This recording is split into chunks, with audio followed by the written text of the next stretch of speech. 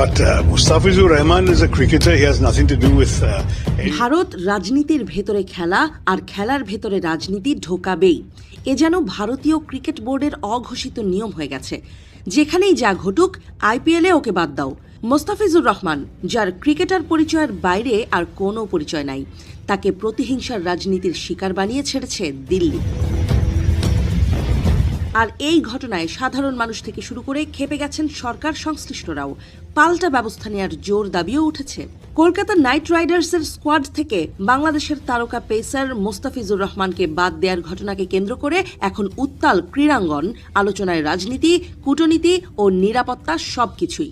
এই প্রেক্ষাপটে বাংলাদেশে আইপিএল সম্প্রচার বন্ধের দাবি তুলেছেন দেশের যুব ও ক্রীড়া উপদেষ্টা আসিফ নজরুল।